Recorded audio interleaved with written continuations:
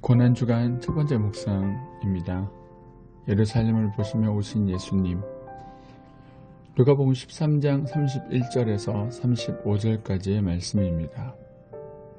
그리고 19장 41절 말씀입니다. 곧 그때에 어떤 바리새인들이 나와서 이르되 나가서 여기를 떠나소서. 헤롯이 당신을 죽이고자 하나이다. 이르시되 너희는 가서 저 여우에게 이르되 오늘과 내일은 내가 귀신을 쫓아내며 병을 고치다가 제3일에는 완전하여지리라 하라. 그러나 오늘과 내일과 모레는 내가 갈 길을 가야 하리니 선지자가 예루살렘 밖에서는 죽는 법이 없느니라. 예루살렘아 예루살렘아 선지자들을 죽이고 내게 파송된 자들을 돌로 치는 자여, 암탉이 제 새끼를 날개 아래에 모음같이 내가 너희의 자녀를 모으려 한 일이 몇 번이냐. 그러나 너희가 원하지 아니하였도다. 보라, 너희 집이 황폐하여 버림바 되리라. 내가 너희에게 이르노니 너희가 주의 이름으로 오시는 이를 찬송하리로다 할 때까지는 나를 보지 못하리라 하시니라. 누가복음 19장 41절. 가까이 오사 성을 보시고 오시며. 아멘. 예수님께서 이 땅에서 사역 중에 오셨던 몇 번 중에 예루살렘을 보시며 오셨던 이야기가 나옵니다. 오늘 본문의 이야기입니다. 예루살렘을 보시며 오셨던 예수님의 마음이 표현된 구절이 34절입니다. 예루살렘아 예루살렘아 선지자들을 죽이고 내게 파송된 자들을 돌로 치는 자여, 암탉이 제 새끼를 날개 아래에 모음같이 내가 너희의 자녀를 모으려 한 일이 몇 번이나. 그러나 너희가 원하지 아니하였도다. 예수님께서 예루살렘을 바라보시며 우셨던 이유가 무엇입니까? 하나님의 마음과 다른 생각들의 삶을 살아가는 모습들 때문이었습니다. 예루살렘의 역사, 아니 유대인의 역사, 이스라엘의 역사는 배역의 역사입니다. 그럼에도 불구하고 하나님은 끊임없이 그들을 품으시려 하셨습니다. 선지자를 보내셨고 하나님의 사람들을 보내셨습니다.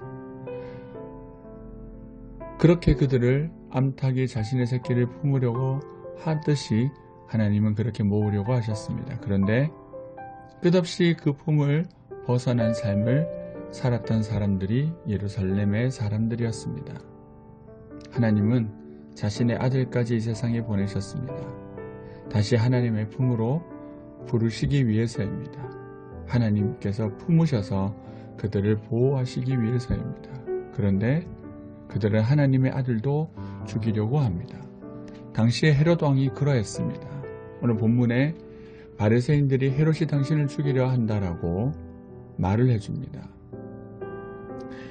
예수님에게 이러한 정보를 전해주는 바리새인도 예수님을 걱정하는 사람들인 것처럼 보이지만 그들 역시 예수님을 대적하는 일에 앞장을 섭니다. 그들이 헤롯을 핑계로 예수님에게 예루살렘을 떠나기를 권하고 있는 것은 어떻게 보면 자신들의 영향력이 미쳐지는 이곳에서 예수님이 나가시기를 원했던 것일 수 있습니다. 오늘 본문에는 예수님을 환영하거나 예수님의 사역을 지지하는 사람들은 보이지 않습니다. 왕도, 그리고 그 왕의 의도도 전해주는 사람들도, 그리고 예루살렘도 예수님을 거부합니다. 모든 사람들이 예수를 거부하는 사람들만 예수님 앞에 있습니다. 누구에게도 지지를 얻지 못하신 분이 예수님이십니다. 그런 상황 속에서 예수님께서는 32절과 33절에 예수님의 의지를 말씀하십니다. 한마디로 이런 것입니다. 그럼에도 나는 여전히 십자가의 길, 부활의 길을 걸어갈 것이다 라는 것입니다. 어디에서? 이곳 예루살렘에서 이룰 것이다 라고 예수님은 자신의 의지를 말씀해 주십니다. 예수님을 거부하는 사람들과 그럼에도 십자가의 길을 걸어 은혜를 베푸시려는 예수님의 모습이 대조적으로 나타납니다. 예수님의 부르심을 거부한 그들은 결국 비참한 운명을 맞이하게 됩니다. 잘 아시겠지만 이후 예루살렘은 로마에 의해 비참하게 무너지고 망하게 됩니다.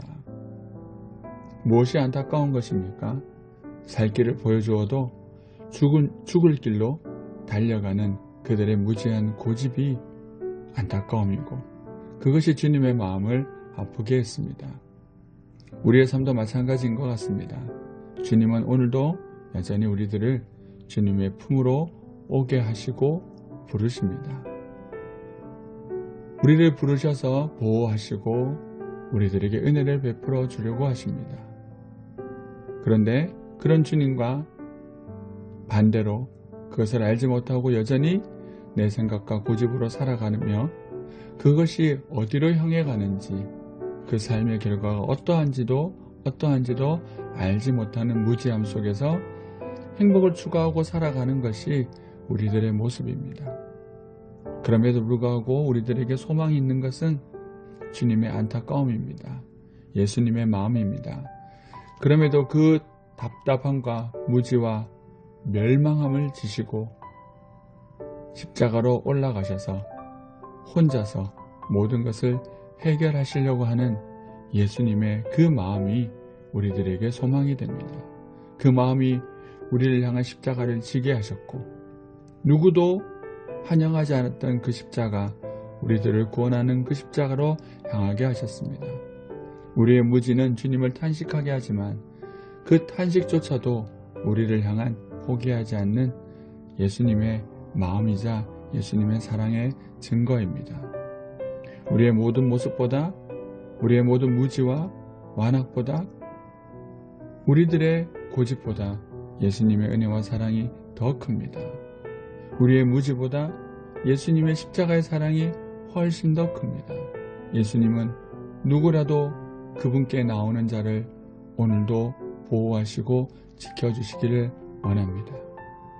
이러한 사실들을 생각하시면서 우리의 모든 것보다 주님의 은혜가 더 크심을 생각하고, 그리고 그 주님 앞에 나아가고 그 주님께 돌아가며 주님께 은혜를 구하는 우리의 삶이 되기를 기도합니다. 우리의 모든 고집보다 더 크신 주님의 은혜하심을 감사하며 찬양합니다. 주님을 거부하고 떠나는 우리의 모든 완악보다 여전히 우리를 사랑하시고 보호하시는 예수님의 은혜하심을 인하여 감사합니다. 주님의 그 사랑을 알게 하시고 그 주님의 사랑으로 돌아가며 붙잡고 살아가는 우리가 되게 하시고, 그 십자가의 은혜를 날마다 바라보며 살아가는 우리 모두가 되게 하여 주시옵소서. 예수님 이름으로 기도드립니다. 아멘.